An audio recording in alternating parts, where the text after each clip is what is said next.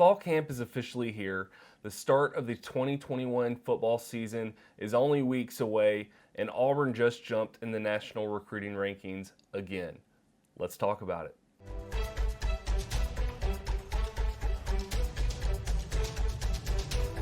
Welcome back, Tiger fans, to Infinite Auburn, and this week I want to talk a little about fall camp. And one of the bigger stories I've seen come out was from Zach Blackerby. He's got a podcast, if you've not listened to it, called Locked On Auburn, and he also writes for the USA Today on Auburn Wire. So if you've not seen either of those or checked out either of those, please do so now.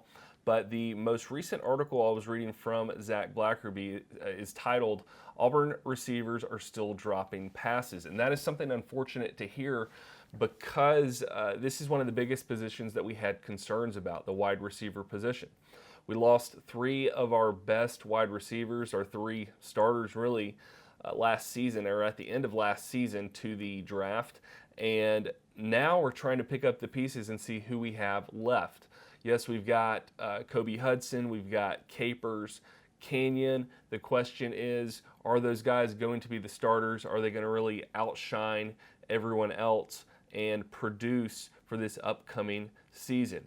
And based on what Blackerby is saying, there is not a lot of concern, but there is some concern. So I want to read a quote to you from Justin Hokanson of On3. "I watched today Elijah Canyon, Kobe Hudson. I watched Zevian Capers. I actually watched Capers and Hudson both drop passes in the 20 minutes that I got to see. Screen passes, just full-blown lack of focus type stuff. Same stuff they did last year. A lot of ability. Nobody would argue that those three guys with a lot of size and a lot of talent. You bring in Demetrius Robertson, how quickly does he get in the mix? How quickly does he get acclimated? You've got to love his maturity coming in. Maybe that will rub off on those guys." So with the pickup of Demetrius Robertson from Georgia, you have to think that Harsin and Mike Bobo are planning on using him immediately. There is the thought that he is coming in to help boost the other players, which I think that will happen regardless.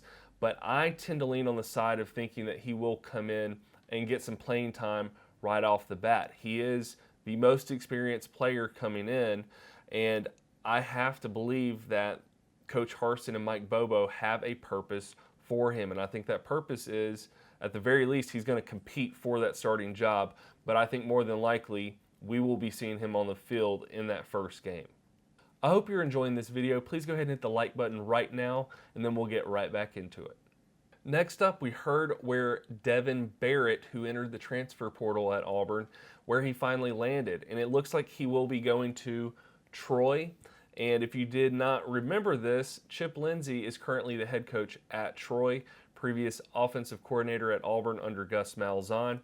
And so it looks like Devin Barrett will be joining Chip Lindsey at Troy, but he will be coming there as a defensive player. This is not that much of a surprise, but if you remember, he was being swapped to running back again at Auburn, and it just looked like that was not working out for him, which is one of the reasons that he decided to enter the transfer portal. In other news, I've got two quick little stories for you.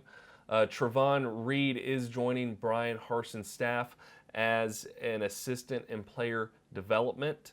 And one more thing, I'm sure you already heard this, but I've got to mention it anyway, and that is what came out of Big Cat Bryant's mouth when he was recently interviewed.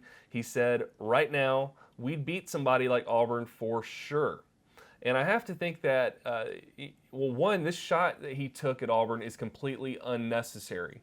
But the reason I think he did this is because he's trying to impress his current coach. He's trying to impress Gus Malzahn, and there's no other reason he should be saying that. And so I have to think that this is what he was thinking. I want to impress my coach. I want to impress Gus.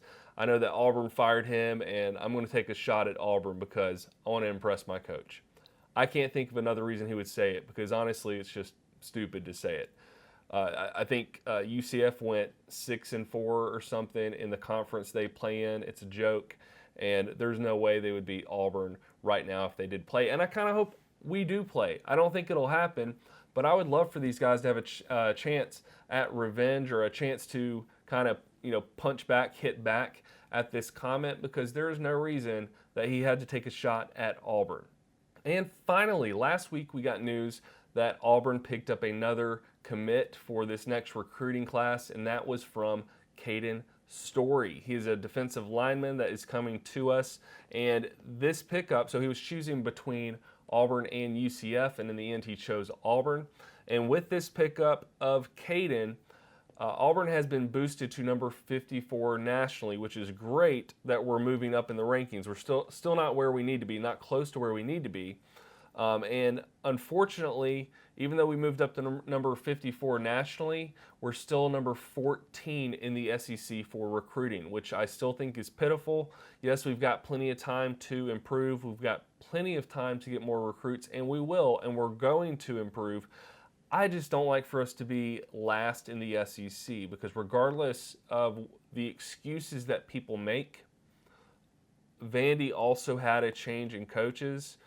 Vandy's old coach is currently at Auburn, if you didn't know that. And there is no reason that Vandy should be ahead of us. And I know I keep saying that same thing, but it's the truth.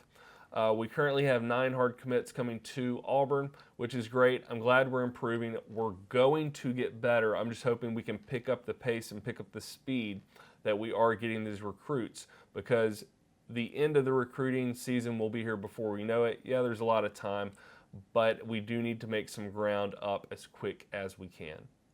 I hope you enjoyed this shorter video that was just to kind of get you caught up on last week's news in Auburn football. Hope you liked it. If you did, subscribe to the channel if you've not done so, and hit the like button.